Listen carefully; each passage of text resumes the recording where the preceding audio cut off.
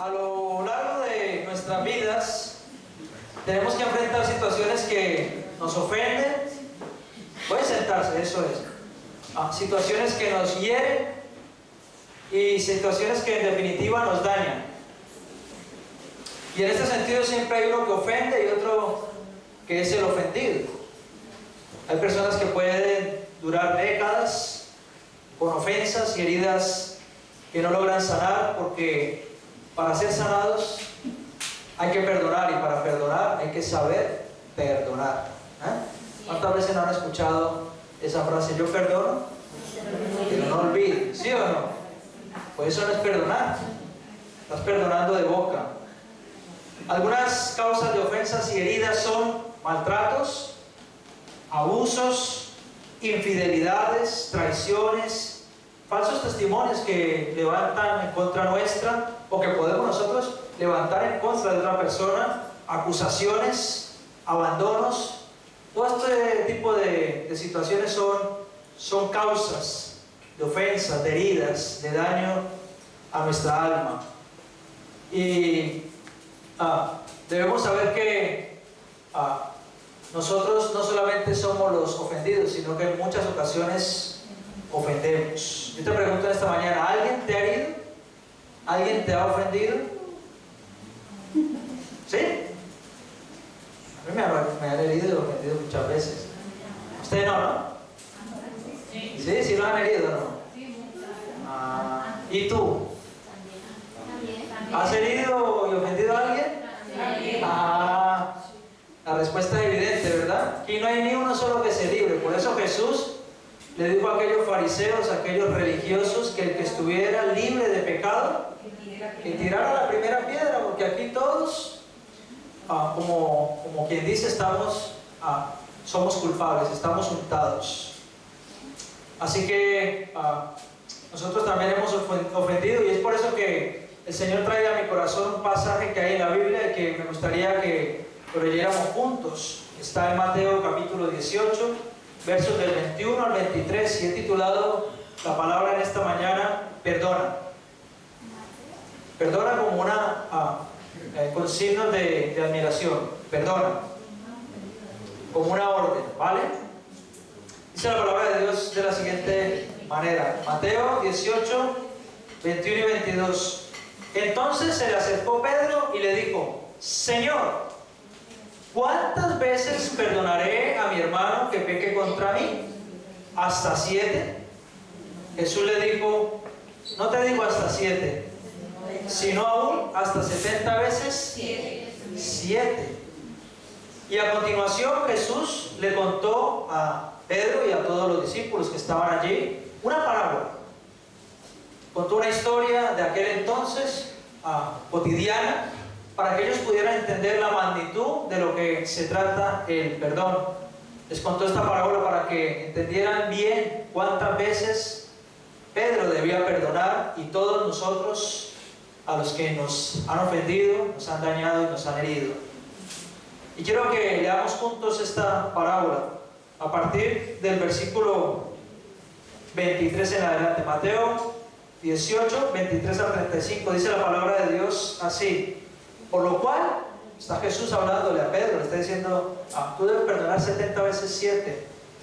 Y le empezó a contar esta historia, le dice: por lo cual, el reino de los cielos es semejante a un rey que quiso hacer cuentas con sus siervos.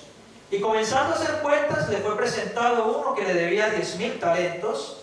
A este, como no pudo pagar, ordenó su señor venderle, y a su mujer e hijos, y todo lo que tenía, para que se le pagase la deuda. Entonces aquel siervo, postrado, le suplicaba diciendo: Señor, ten paciencia conmigo, y yo te lo pagaré todo.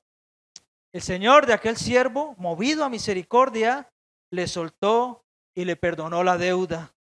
Pero saliendo aquel siervo, halló a uno de sus consiervos que le debía 100 denarios.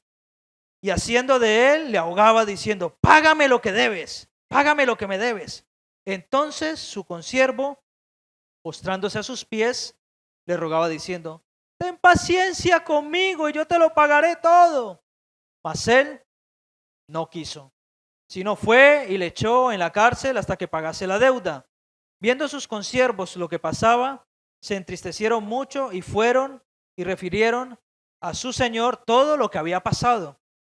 Entonces, llamándole su señor, le dijo al primer siervo, al que le había pagado, le había perdonado la deuda, le dijo: siervo malvado, toda aquella deuda te perdoné porque me rogaste. ¿No debías tú también hacer misericordia de tu consiervo, como yo tuve misericordia de ti?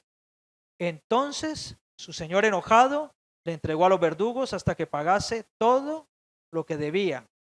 Así también está hablando Jesús, y ya se pone en primera persona, dice: así también mi Padre Celestial hará con vosotros si no perdonáis de todo corazón cada uno a su hermano sus ofensas. ¡Wow! Qué tremenda parábola, ¿verdad? Y qué enseñanza tan profunda, y yo diría tan difícil de llevar a cabo. Me gustaría destacar 3 aspectos a tener en cuenta acerca del perdón en esta mañana. En primer lugar, y el primer aspecto a destacar, es que debo perdonar siempre. Pedro le pregunta a Jesús: Señor, ¿cuántas veces perdonaré a mi hermano que peque contra mí? ¿Hasta 7? Jesús le dijo: no te digo hasta 7, sino aún hasta 70 veces 7. El apóstol Pedro quería saber si existía o si estaba la posibilidad de que el perdón tuviera algún tipo de límite, un momento en el que ya se pudiera tener la opción de decir: ya no te perdono más. Es más, si leemos el contexto anterior de estos 2 primeros versículos que hemos leído ahora, nos daremos cuenta que está hablando acerca del perdón entre los hermanos. Y quiero dejar volar un poco mi imaginación. ¿Será que tal vez Pedro estaba pensando que en algún momento llegaría al límite para no perdonar más a su hermano? Solo por pensarlo, porque puede ser que nos pase a nosotros también, que pensemos que llegará un momento, un límite donde ya no debamos perdonar, pero no es así. Porque saben una cosa, hermanos, a veces los hermanos nos ofenden, o a veces los hermanos ofendemos en nuestra casa, con nuestros hermanos más cercanos, pero también en la iglesia, con nuestros hermanos con los que compartimos tal vez servicio, con los hermanos que no me saludan o que yo no saludo, con aquellos que se visten quizás un poco diferente al prototipo que yo tengo en mi mente como correcto, con aquellos que a nuestro parecer deberían juntarse conmigo y no se juntan. A veces nos podemos llenar de sentimientos que no provienen de Dios y que es urgente que revisemos. Fíjese lo que dice Santiago capítulo 3, versículo del 14 al 16. Dice: porque donde hay celos y contención, allá hay perturbación y toda obra perversa. Pero la sabiduría que es de lo alto es primeramente pura, después pacífica, amable, benigna, llena de misericordia y de buenos frutos, sin incertidumbre ni hipocresía. Y el fruto de justicia se siembra en paz para aquellos que hacen la paz. ¿Y qué decir de la familia, de mi esposa, del esposo, de la suegra? ¿Qué decir de los compañeros de trabajo, del instituto, que se metieron conmigo porque soy cristiano, o con los maestros que en ocasiones toman un abuso de autoridad y quieren desacreditar mi creencia? Todo esto genera ofensa y alimenta esos malos sentimientos que no agradan a Dios. Jesús es contundente. Debemos perdonar 70 veces 7, es decir, 490 veces, o lo que sería igual a perdonar siempre. Yo recuerdo mi esposa,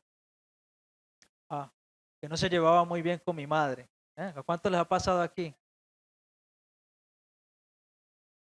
El tema de la suegra es algo Eso como que es mundial, ¿no? No se llevaban bien. No se querían. No se podían apenas ni ver. Bueno, no conocíamos al Señor, también es verdad. No se podían ni ver. Y todo por mí, yo las entiendo.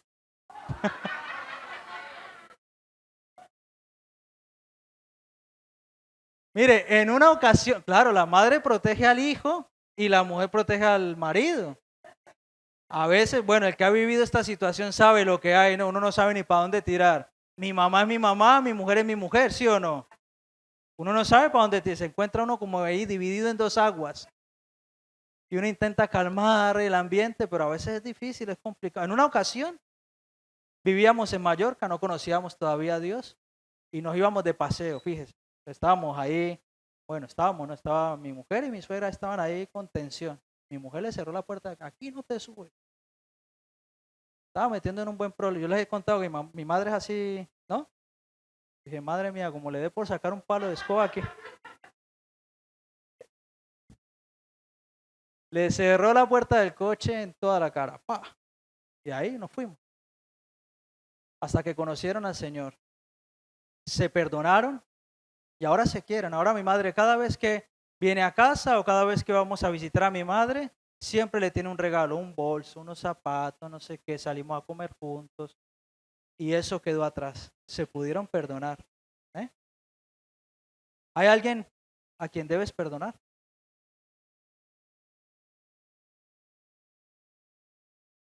Porque puede ser que tú pienses, por más que quiera perdonar, no puedo.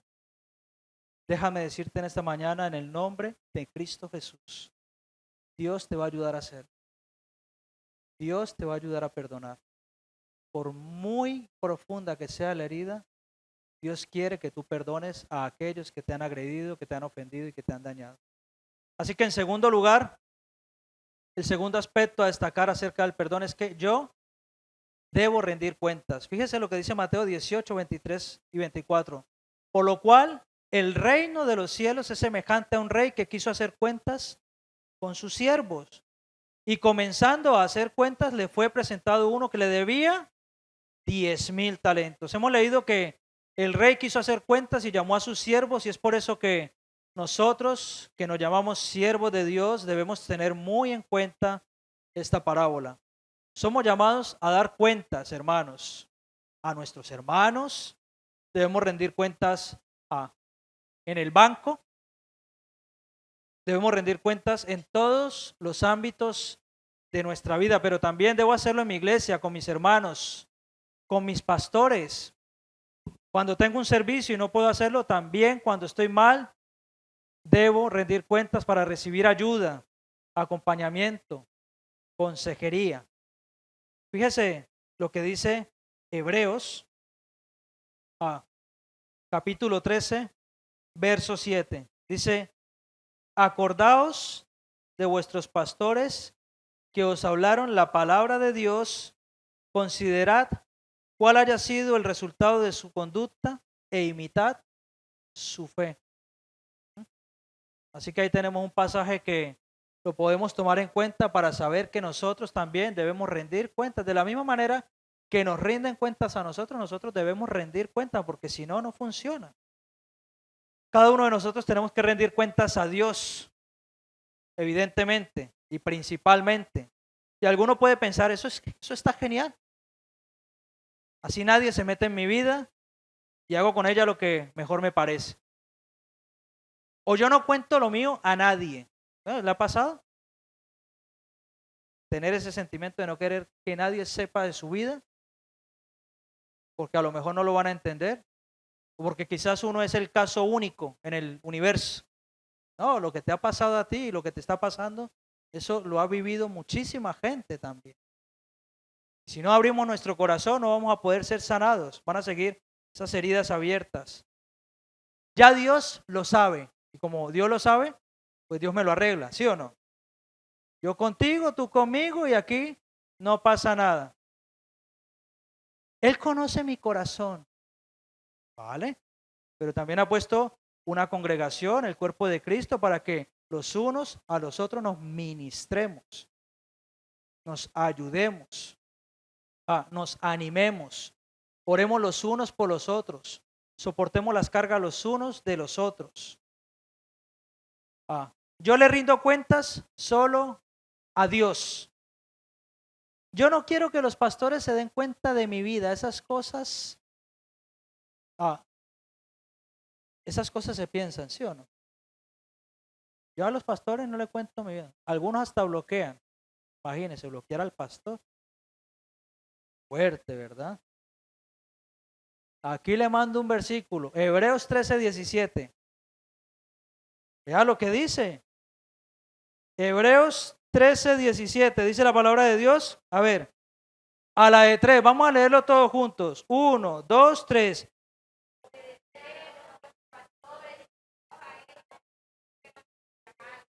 Como quienes han de dar cuenta, para que lo hagan con alegría y no quejándose, porque esto os es provechoso. O sea, que hay que rendir cuentas, porque nosotros rendimos cuentas. O sea, Dios me va a preguntar a mí por tu vida. Y eso a mí me hace temblar las piernas, no se imaginan cuánto.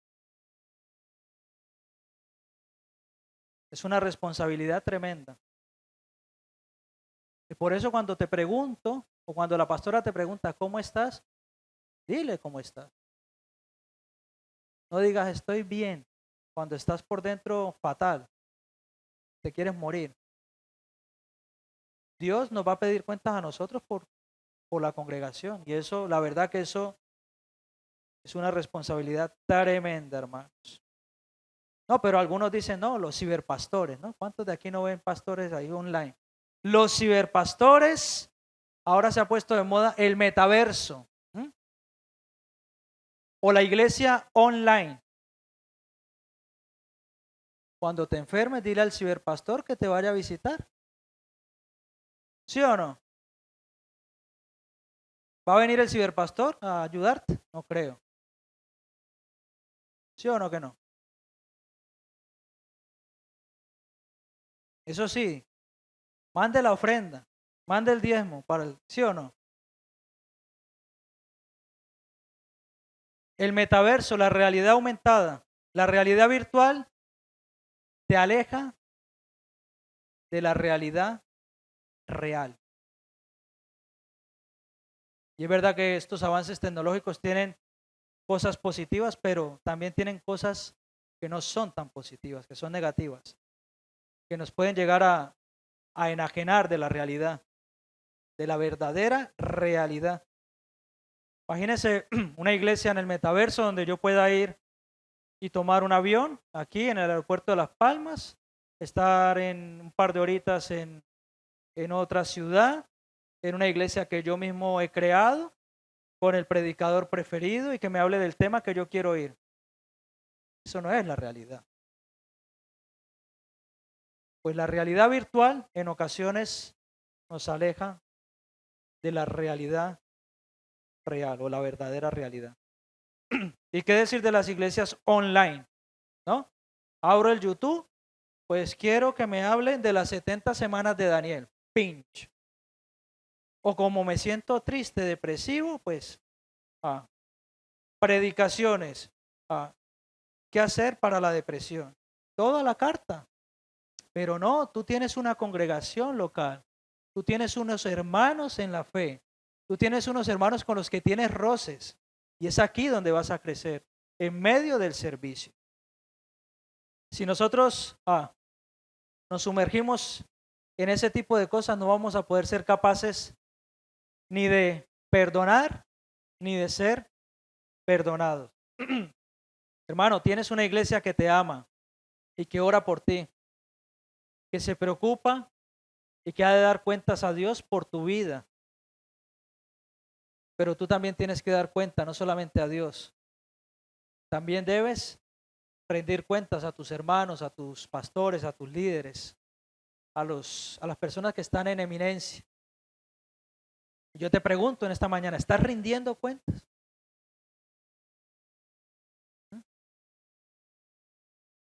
No, es que yo siempre he sido así, a mí no me gusta contar mi vida. Bueno, pues por muy fuerte que sea tu situación, eso lo ha vivido un montón de gente. Y hasta que no hablaron, nadie les ayudó.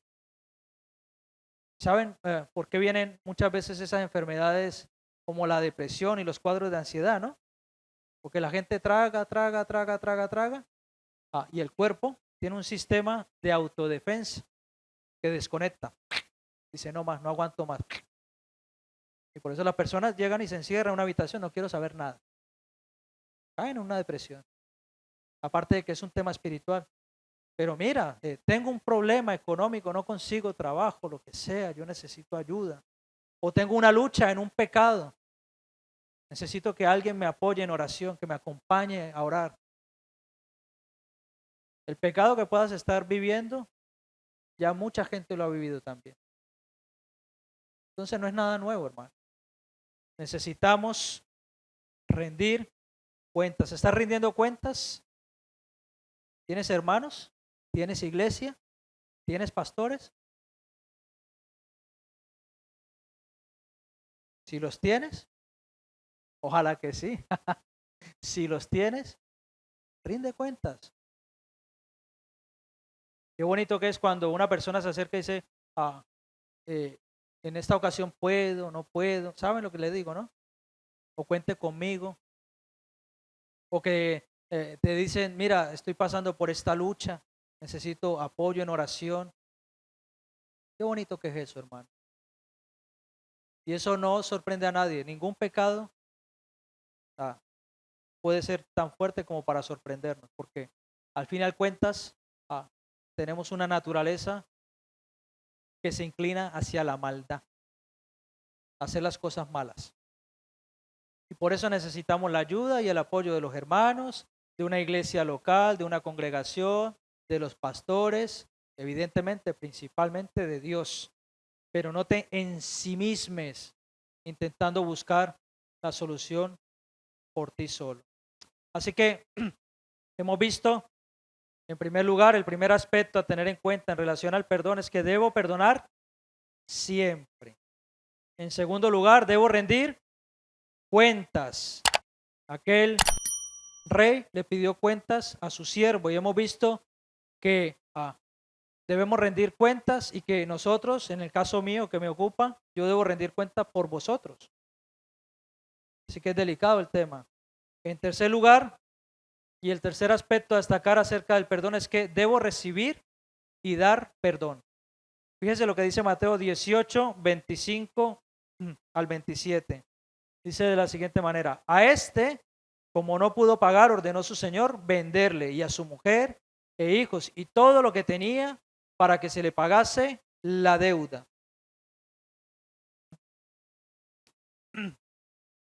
Entonces aquel siervo postrado le suplicaba diciendo, Señor, ten paciencia conmigo y yo te lo pagaré todo. El señor de aquel siervo, movido a misericordia, le soltó y le perdonó la deuda. Buena gente ese hombre, ¿verdad? Y es que esta es la realidad del ser humano. Esta es la realidad del ser humano. Le debemos a Dios todo cuanto tenemos y todo cuanto somos. Aún así, muchas veces hacemos caso omiso a lo que Dios ha hecho por nosotros. Nosotros teníamos una deuda que pagarle a Dios. Esa deuda no la podíamos pagar con nada, ni con la mayor riqueza de este mundo, ni con miles y miles y miles de trillones de billones de euros. No alcanza, no llega, es insuficiente. ¿Y qué se le ocurrió a Dios? Pagar la deuda por nosotros. ¡Wow! Qué Dios más bueno, ¿verdad? Darnos la oportunidad de quedar libres de deudas. La única forma de pagar nuestra deuda era enviando a alguien que pagara el precio por nosotros, el precio que nosotros debíamos. Y la Biblia enseña que nosotros teníamos un acta de decretos que era contraria a nosotros. Ahí estaba todo lo malo que nosotros hicimos cuando estábamos sin el Señor. como cuando no conocíamos a Dios y mi esposa se peleaba con mi madre. Había un acta allí donde decía, le cerró la puerta a la suegra. Cuidado. ¿Verdad? Eso es verídico. Lo del acta, digo. Y mire lo que dice Colosenses, capítulo 2, versos 13 al 15. Dice así. Dice, y a vosotros, estando muertos en pecados y en la incircuncisión de vuestra carne, os dio vida juntamente con él, perdonándoos todos los pecados, anulando el acta de los decretos que había contra nosotros, que nos era contraria, quitándola de medio y elevándola en la cruz, y despojando a los principados y a las potestades, los exhibió públicamente, triunfando sobre ellos en la cruz.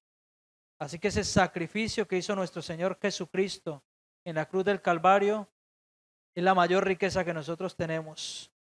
Y es por eso que el Padre envió a su Hijo, a su único Hijo, para que muriera en una cruz, derramara su preciosa sangre y nosotros quedáramos libres de toda deuda. La parábola nos cuenta que este siervo se encontró a otro que le debía a él. Acababan de perdonar, va por la calle libre y se encuentra un consiervo, a uno de su misma categoría, pero que le debía a él. Y dice que aquel consiervo le rogó, de la misma forma que él rogó al rey, que le perdonara la deuda. ¿Y qué hizo? No fue capaz de perdonar la deuda. ¿Te suena de algo eso?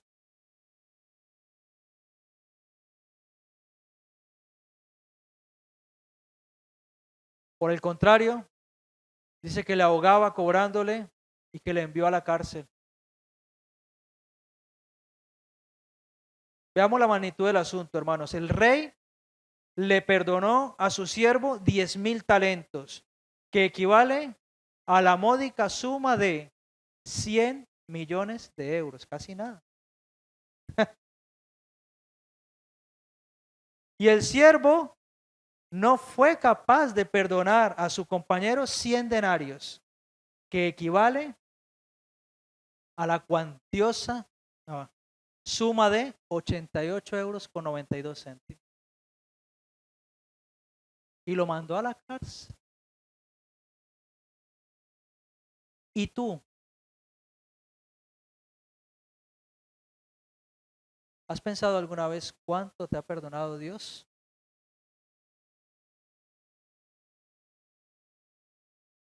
Tú también debes perdonar.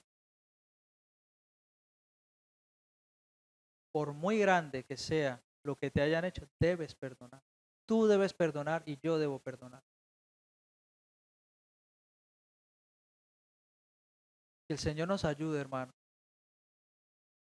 a tomar la palabra de Dios en serio. A hacer de estas palabras que, como dice aquí mismo, que son vivas y eficaces, a hacerlas nuestras y dejar que hagan la obra que tienen que hacer en nuestras vidas. Dios te perdonó. Y Dios envió a su Hijo a morir en la cruz, a su único Hijo, para pagar la deuda que tú tenías y que yo tenía. ¿Sabes de qué te libró Dios? Te libró de la muerte, de una muerte segura. Si tú estás hoy aquí o nos estás viendo por las redes y aún no conoces a Dios, la palabra de Dios dice que hoy es día de salvación. Hoy puedes arrepentirte de tus pecados y decirle, Señor, yo quiero que perdones mi deuda. Yo reconozco que Jesucristo vino a la tierra y murió en esa cruz por mí. Y le puedes decir, Señor, yo creo que Jesús derramó toda su preciosa sangre en esa cruz, en ese madero. Y te quiero pedir perdón porque te he ofendido. Te quiero pedir perdón porque he fallado, porque he pecado, porque en muchas ocasiones me he alejado de ti, porque te he visto como un Dios, cual si fuera una lámpara de Aladín, que he venido cuando le he necesitado única y exclusivamente. Me he beneficiado de ti, pero en esta hora me arrepiento de mis pecados y te pido que me perdones, Señor. Te pido que vengas a mi vida y perdones y que pagues esa deuda por mí, Señor. Que me limpies, me libres de toda deuda, Señor. Hoy es día de salvación.